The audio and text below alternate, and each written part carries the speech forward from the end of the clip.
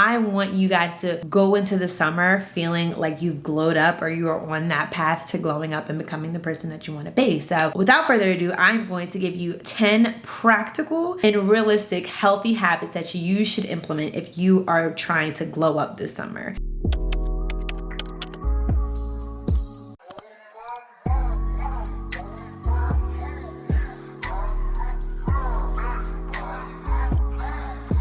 When they say she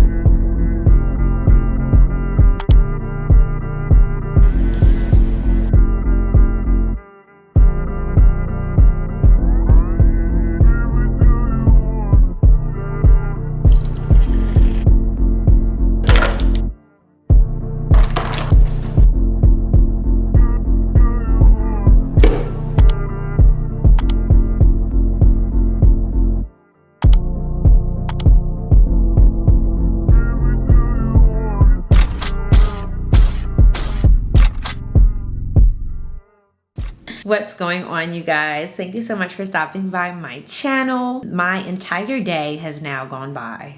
So thank you so much for stopping by and joining me for my usual morning routine. This time I slept until 5:30 instead of 5 a.m. and that's just because my body needed the rest. I went to bed at midnight, so we gotta work on that. We don't want 5 hours, we want 5+, and we're gonna get into the importance of that very, very shortly. But yeah, my morning routine really doesn't deviate all too much. The only other thing that deviated was that I didn't sit down and read my Bible. I was listening to the Bible being read on the Bible app while I was doing my makeup this morning. During the war between the house of Saul and the house of David. And that's because my intention was to film right after that. And now it barely looks like I'm wearing any makeup. And that's because they were power washing the street all morning. So I'm like, I'm just gonna film this after work. And then I had a full day of work and now I'm here sitting with you guys. So beyond all of that, I had a very productive and normal Tuesday. Today is Tuesday. We are still moving strong and steadfastly along our 50-day summer glow up challenge. It is actually 1 month until summer. Exactly. 20 out of the 50 days has passed. And in that 20 days, I would say I only missed 2 days of my 10,000 steps per day, which is my goal for the 50-day summer challenge. So I think the glass is half full, if you ask me personally. That is a very large feat for me. But I've learned so much, not just with doing the 10,000 steps a day, but just trying to actively pour into myself a lot more intentionally than usual. And that is what prompted me to make this video, not just to show you guys my normal 5 a.m. or 5:30 a.m. morning routine, but also to provide you guys with some tangible tips that you can apply to yourself, whether you're participating in the challenge or not. I want you guys to go into the summer feeling feeling like you've glowed up or you are on that path to glowing up and becoming the person that you want to be. So without further ado, I'm going to give you 10 practical and realistic healthy habits that you should implement if you are trying to glow up this summer. If you want to glow up in general, if you want to glow up right now, if you want to glow up yesterday, honestly, these healthy habits are emphasis on the healthy. I'm not going to be telling you guys like dry brushing before you get in the shower. It's not as niche as that. I'm sure all of those tips could be helpful. But when I say glow up, I'm talking about primarily your health and your wellness and healthy habits that are going to lay the foundation for what you need in order to become a more immaculate version of yourself. Like if you genuinely want to glow up in all areas of your life, these healthy habits will help you. They aren't just for the looks, they aren't just for the vibes, they aren't just for the aesthetics, like they're for everything that you actually need. I didn't even think transparently that I was adequate to make a video like this because I thought like I had to be all the way where I wanted to be in order to tell you guys tips for glowing up, habits that have helped me to glow up. But now that I'm documenting my process a lot more, there are a lot of people reassuring me like, I see you glowing. I've actually went out and someone stopped me and was like, I see you glowing. I see the glow up. And I'm like, who, me? Who, me? And honestly, it's not just like other people's validation that makes me more confident in the fact that I have been, in fact, on my own glow up journey, but I'm noticing some of the changes within myself, not just physical. Like I will have deemed myself glowed up by the time I have my six pack and my fupa is nowhere to be found. That's not necessarily the case. There are also so many other ways that I believe I have glowed up while just making an active attempt to pour into myself a whole lot more. And I want to provide you guys with what I've been doing so that you could do the same for yourself. So before I get into it, let me introduce myself. Hi, my name is Bree. For those who do not know, I am your Gen Zennial bestie, your virtual sis, working to successfully navigate her 20s in an attempt to thrive in her 30s. And what thriving in my 30s looks like for me is honestly becoming someone that I am currently inspired by. So if that sounds like something that you want to do for yourself, please like, comment, and subscribe. Hit that notification bell because you are going to love everything that this channel is about. Very real, very transparent. Speed bumps, the hiccups, and everything that you really, really truthfully need to know on the journey to becoming that girl or that person. You're going to get it right here. So I really, really hope that you stick around. And for those that are reoccurring, you already know the vibes. So let's get straight into it. I'm going to do my best to try to rapid fire these because with 10 healthy habits, I know I can get the yapping. So I'm just gonna get right into it, okay? All right. My first healthy habit that I know has contributed to my glow up thus far is movement. I do not care if it is your goal to lose your fupa, to gain some booty muscle, to do whatever the case is. Movement, I think, makes you glow from the inside out, and that in reverse. There's so many benefits to moving your body, and I think that we don't take them into consideration, especially as we start to get older. Once you exit that high school, sometimes college era of your life, we start to forget how crucial it is to move. There's a reason why gym and fitness class and health class is forced upon you when you are a child. It's because it's good for you in a variety of ways. I'm telling you, it will not only encourage you to have a little bit more effort towards fitness. Like it doesn't have to be fitness, but your overall health is important and you want to live a long and healthy life. So movement is going to be crucial for that. But I also feel like ever since I started to try a little bit more with the activity, like not just I used to dance. I'm a dancer. In my past life, I was like,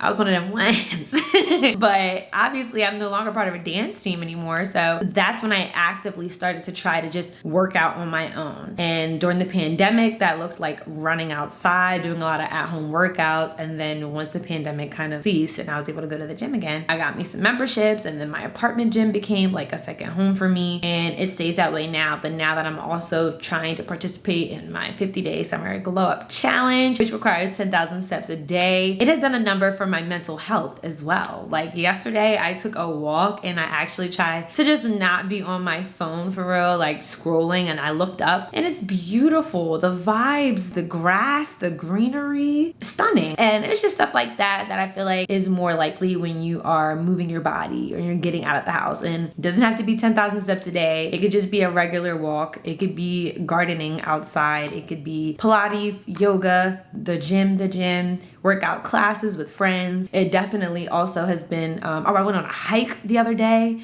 It's been a really, really good bonding activity with me and my boyfriend. I have other friends that I do yoga with. It's good for social. It's good for mental. It's good for physical. Get up and move. Second healthy habit. I have said this before and I will say it again. Waking up earlier. I've always been a morning person, so I might be a little bit biased. However, everyone that I have ever met, that I've ever encountered, every productivity book I've ever read, self-help book, you name it, they've said it. We not sleeping all day. Waking up earlier is going to maximize your productivity. And not only that, I feel like it just it allots you more time in the day. Like the day can feel so short. The day feels short as it is. I woke up at 5:30 this morning and I'm like, whew, it's 4 o'clock. Like I literally did so much. The day flew by. My stomach low-key growling because I was so busy I didn't get up. And I woke up at 5:30 in the morning, bro. If you're sleeping till 10, I don't know, you might be a night owl, but like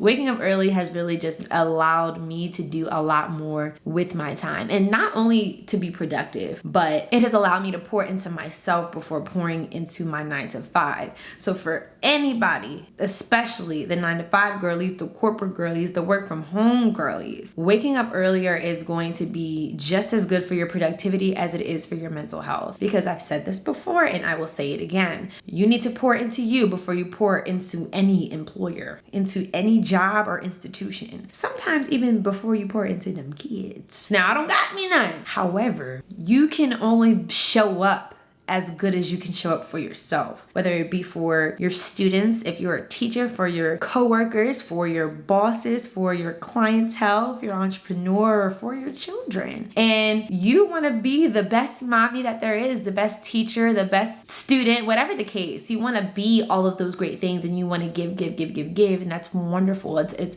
one of the blessings that we have in life is to give and to pour into others. But if you don't pour into yourself in any capacity, you're going to be giving them very, very much lackluster. You're going to be giving them mid. And I love everybody around me. I love my man. I love my friends. I love my job. Thankfully, God bless. And I don't want to give them mediocrity. So I can't give myself mediocrity. Having the time to spend time with the Lord in the morning has done numbers for my mental health, for my spiritual well-being, and for my overall glow up. And I genuinely wanted to put on this list of healthy habits something along the lines of getting more in aligned with God. However, I just did not want y'all to think, oh yeah, get right with the Lord so that you could glow up and be fine. No. It needs to be a conviction and a personal decision that you make and that you look into and pursue for yourself. But I can't say that certain aspects of my life have not glowed up since I have been more trusting and willing to listen to God, to ask God before I just make steps, before I just make leaps. I have been so much more intentional. And I know that comes from taking that time to spend time with God before I just go about my day. Before I run the streets, I go to work, go to the gym. I literally play on the treadmill and I read my Bible before I start work. And it genuinely has set me to be a lot more intentional with my decision making, which has in turn helped me to glow up and is continuing to do so. A lot of beautiful blessings have come my way. That is a part of nurturing myself, along with the gym. The gym has there are so many days where when I don't work out, I am having a terrible day. Even if it's supposed to be my rest day, something just feels off. And I know it's because I haven't moved my body. So just trying to find variety, different ways of doing it. But nonetheless, just making sure that you are taking that time to take care of yourself before anybody else is crucial. And you can 10 out of 10 more likely do that when you wake up earlier. Now, healthy habit number 3 is something that I'm still working on actively. But you may have asked yourself, okay, I need to wake up earlier. How do you do that? By doing healthy habit number 3, which is to prioritize rest. Also rest and recovery. Those two right there, that R&R, that's going to do you so much justice when it comes to your glow up. Having adequate sleep is more crucial than we give credit. And I just think when you're in that age range between 18, 19, 20, 21, you can do so much without really sleeping at all. But then you hit that mid-20 mark. You gonna learn how important it is to get that sleep, child. That sleep, you will feel it when you don't get it. You're gonna feel it in your knees and your back. You're gonna be getting stiff, and you just won't be able to function. But especially if you were someone that is as active as me, if not more, or if you're trying to get into a health and wellness journey, that recovery aspect of it is so important, and it's going to come into play with how much sleep you are getting. So I want to work on getting 7 hours of sleep. And I know that's gonna be tricky for me because I like to wake up early, like 5 a.m. Sleeping in is like sleeping till 7. So I like to wake up early. However, I don't always make a good enough an effort to get to bed early. So that's something that I really wanna work on. Maybe I will implement a quality nighttime routine somewhere along the lines. If that's something that you guys want, let me know and I will build one and then let you know how it goes and film it and show y'all. But yeah, we gotta get our sleep. It's not called beauty sleep for no reason. Go to sleep, get your rest, and you will be thanking your pillow and your bed later. Healthy habit number 4. This definitely piggybacks off of the last one, and that is to listen to your body. I just made it very clear that when you get to that mid-20s age, maybe even early 30s age, your body will kindly let you know when it cannot function, and that could be because of a lack of recovery or a lack of rest. Maybe it's also for several different reasons. It could be a supplement that you started to take because it was viral on TikTok or a creator told you to take it. It could be some foods that you're eating. When you start to transition and you want to actually glow up, you might realize that some of the things that you were able to do when you were a little bit younger, you can no longer do. Or you may realize that you've been doing these things and it might be the reason that you look and feel the way that you do. You complain that you want to glow up from the inside and out and you don't see the results and you have acne and you have bloating and you have this, that, and the third, but you're eating big backed every other day. You're not walking. You're not moving your body enough. You're going to sleep with makeup on every night, talking about, I hate my skin. You look like a raccoon when you wake up in the morning. Your pillowcase is dirty. Your pillowcase looks like the bottom of somebody's shoe. We have to make changes. We have to make active changes and we have to listen to our body. And it sounds easier said than done, but oftentimes I'm 27. I just started to truthfully do it because I had this thing where I used to just really, really love eating cookie dough. And I don't want to say used to because I still like to eat cookie dough, but I used to eat it by the tub and my stomach get the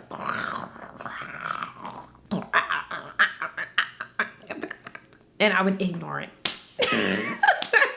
I'd be like, oh, well, it's fine. And I'm fighting for my life. And I would do it again. Once I got to college, I realized I had autonomy in college. I would go. If I had me the money, because you know, I was broke, you're in college, you're broke. If I had me the money, I had the funds, I would go and get a tub of cookie dough and eat a little bowl of it every night. And that was back before, now they have eat or cook on the label. They did not have it on the label back then. So I was probably eating raw, I don't know what's in it, raw eggs. It's been a while since I've done that, you guys.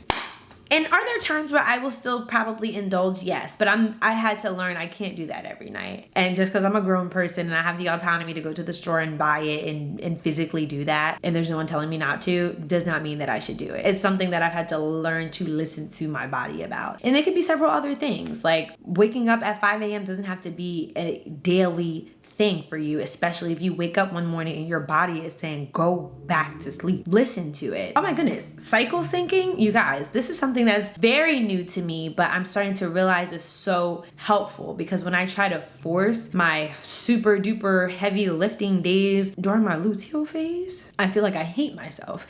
Like I literally, and I'll beat myself up sometimes too in the gym or in the morning when I can't like get out of bed or something. I used to beat myself up bad. I'd be like, I don't know why I feel so tired. Everything is making me exhausted. Like I was doing a 20-minute Stairmaster challenge a couple months ago and I'm like, bro, I really cannot do it today. And I'm mad at myself because I know I have it in me. And then I stumbled across cycle syncing and I was like, wow, maybe I should just make some adjustments. Maybe I should listen to my body instead of trying to fight against it. And when I tell you guys, it has done numbers. 10 out of 10 recommend. When your body is talking to you, please listen. Number 5, fifth healthy habit that I would highly recommend. Win today, tomorrow. No.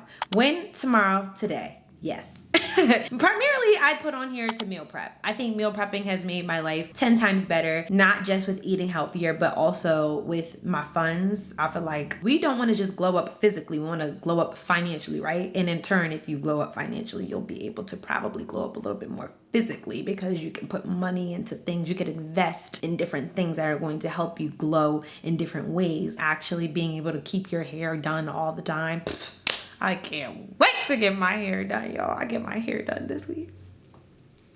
Thank you, Jesus. That has nothing to do with what I'm talking about, but kind of does. When you meal prep, I think you save a lot of money. You save a lot of money. You could put it elsewhere. Nails, hair, other things that are going to make you feel like you are a glowed up version of yourself. I started off by saying winning tomorrow today is because meal prep is an example of winning tomorrow today. Anytime that you could alleviate that distraction of having to make decisions, you are optimizing your time, you're going to quadruple your productivity, and I think that just kind of makes your life a whole lot easier and a whole lot better. And prior, I didn't even realize that I wasn't even eating enough. Like, meal prepping has not just been a get skinty type of thing to do. Like, it started off with being primarily for my health and wellness journey. But then I started like weighing my foods and looking at the labels and using the serving sizes to make my meal preps. And I'm like, whole time I would just make one meal and just pick out of the big pot, out of big Tupperware container every time I'm eating. I'm not even eating enough, which would be causing me to snack a lot more throughout the day and or binge eat at night. Both of those things are terrible for your skin. It's terrible for your health and wellness journey, for your fitness goals. They're just bad for you. And or it's gonna make me eat out because I'm not cooking enough, which is gonna be bad for my pockets, more or less, or bad for my diet decisions. Because if I'm eating out, I'm gonna go with what's near me, or I'm gonna spend too much trying to go with something that's more lavish. That's not part of the plan. When it's not a part of the plan, like sometimes now that I meal prep, I will plan to eat out a certain day. Like, okay, this much is gonna get me this 4 meals, and I know there's 5 days in the week, so maybe like one of the days I'll take a date and I'll do a little datey date and take myself to go get kava. Like, I'll actually have it in my mind, and I'll know, and I'll have the funds for it. I'll allocate the funds for that. But anything that is not a part of the plan is going to be slightly to your detriment. For my type B people, you might be like, but I know what I'm gonna eat. Most times I know what I'm gonna wear. Like, most times I have the day set up as much as possible the night before. And it's not always like that, but I notice on the days that I do that, I have the most productive and successful days. And doing that more often has caused me to feel a lot more confident in my journey thus far and just being a lot more closer to the glowed up version of myself. So I know it's a struggle, but I promise you it will be to your benefit. So 10 out of 10 recommend not just meal prepping, but prepping as much as you can for tomorrow, today. Hey guys, I may look a bit different, and that is because, as predicted, I yapped too much. Shocker, I know. There's no way that I was gonna be able to get through 10 healthy habits that are gonna help you to glow up, because I just really get excited when I talk about these things. So do me a favor and like for part 2. I promise to have it to you guys very, very shortly. I appreciate you watching this far if you've gotten here, and I really, really hope that these healthy tips thus far will prompt you and motivate you and encourage you to either start your glow up journey or will help you to continue no matter where you're at in the process. Thank you so much for watching, and I will see you in the next video. Bye.